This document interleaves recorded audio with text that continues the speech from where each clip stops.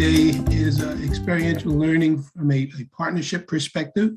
And I'll be discussing projects really that come from a group of different institutions, Clark Atlanta, as well as Alcorn and Claflin University in South Carolina. And as Dr. Rollins said, having some experience in the corporate world before coming into academia, I realized how important it is for these pedagogies, if you will, to include not just book learning, but practical learning as well. And so as much research is response to a given question, and we talk about what the models in higher ed are. How are institutions preparing all the students for the kind of challenges that they'll confront in life and work and citizenship, both US and global? So it's not just a work or a classroom thing, but really how to help them manage their life over a period of time. And as academics, how can we help the students to integrate and apply their knowledge and their skills to what we all recognize are very complex, unscripted problems and new settings? We've got to get away from the heavy use of textbooks and let them get out there, get their hands dirty of doing things for themselves and learning as they go.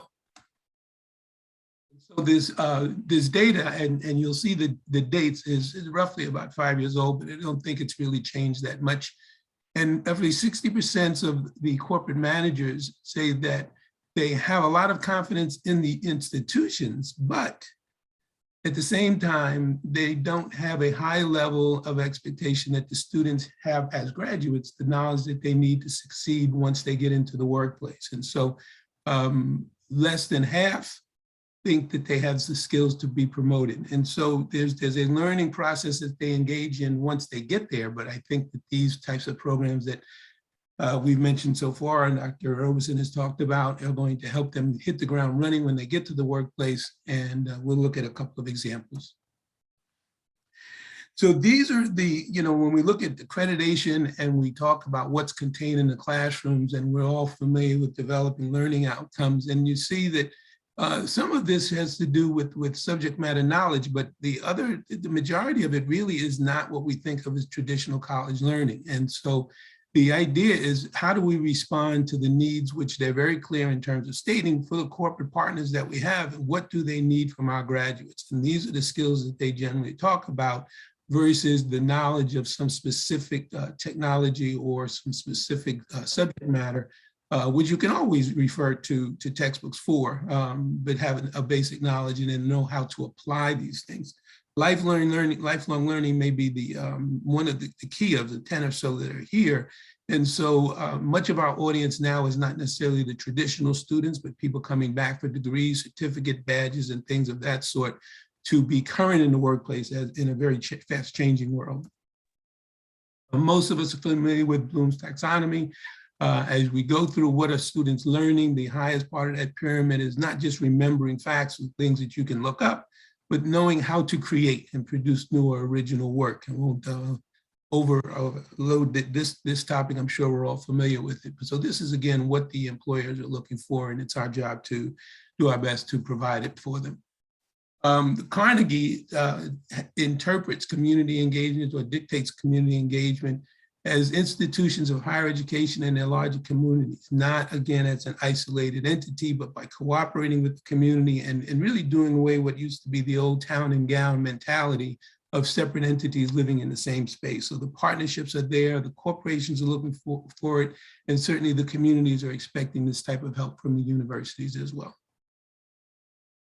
And so the key part of experiential learning, I think, here is the notion of being able to reflect and discuss, as opposed to just sheer memorization. And it's a circular route. You take action, you reflect on the activities and the results of that action. You have some conversation, and you renew the application, and you start the circle all over again. And so it's a continuous circle, continuous improvement, and continuous learning. What do we use as tools in terms of having a high impact for the students? Certainly writing intensive communication is critically important. And so writing, and in my mind, doing a lot of reading as students also shows you what good writing looks like and enables you to write better. working with teams. Everybody hates doing teams, but the fact is when we get to work, we work with other people, and as doing students with isolated assessments like taking an exam is really not giving them the skills that they need to work with teams. It's an, in quotes, smaller world. We need to know about other cultures beyond our own. The United States is getting enriched constantly and will continue in the future to have a very diverse body of people, and we need to learn how to get along and to work with people of different languages, different cultures, et cetera, and being from different places. And so we incorporate that by doing service learning and community-based learning, which again gets us out of the classroom and gets some real life experiences versus just reading the facts. And so I'll talk about Claflin University first. And one of the things we had, I think, really exciting opportunity to work with Oxford University and some Rhodes Scholars. And what we were looking at was the idea of what are the socioeconomic factors that are challenging the underprivileged communities and leading to the fact that the occurrence of crime. We did this work in Orangeburg, South Carolina, and really looked at a cross section of disciplines, not only business, but social sciences, education, criminal justice, et cetera, where the Claflin students did the work where we were looking at the social factors, and then the Oxford partners were working on the economics of it and looking at the cost of these programs. And really the cost benefit analysis say if we spend money up front, we'll get better results at the end, as opposed to incarcerating people without understanding what it is that got them there. A second project at Claflin, which I thought was of note, was again that we're not necessarily looking at a one class, but we cooperated in a business class where we worked with this gentleman who had a retail store and needed some help in terms of getting really the products that he had connected with the customers that he had. And so the marketing students were looking at how we facilitate the layout of the store in order to be more efficient for people to recognize the products that they wanted. And at the same time, a group of criminal justice students were looking at how does he arrange the store in order to minimize theft. And so it was interesting to watch the students interacting with each other. The marketing students were asking the criminal justice students, why are you here working on the same project, and vice versa, where we have two very different disciplines where we're studying in class. At Alcorn State, we've been working with a community that's really at a distance. Alcorn is in Mississippi, and we're working with the town of Brunswick, Georgia. For those in the audience who have heard about the various challenges that we've had in the United States with killings by police and by citizens, we've had Ahmaud Arbery was a resident of Brunswick, Georgia, and he was shot simply for jogging through the street because he was identified as a Black man and identified as a threat to the people. They followed him and killed him. So we're working with Brunswick to develop a variety of things. And this particular project was to develop a business plan to establish a local business that would use bamboo as a food stock for paper goods. And those of you who are into the environmental issues, bamboo is a much more sustainable product. It grows quickly, gets to market faster, and it's better for the environment. And it's so strong, even if you're not knowledgeable bamboo, it's actually being used to build skyscrapers in places like Japan because of the strength of the wood. Here's an image of 4 MBA students at Clark Atlanta University.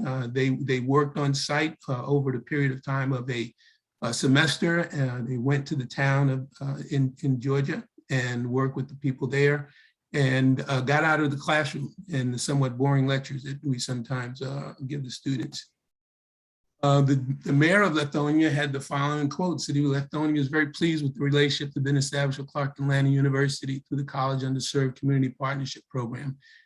Through working with the city has received technical assistance from the graduate students talking about branding, annexation of land, creating a local business alliance, as well as citywide communication. So it's a wide diversity of things, which again shows the students the connection of very many different areas into the project and what the real life situation is. It's not a simple and isolated type of program.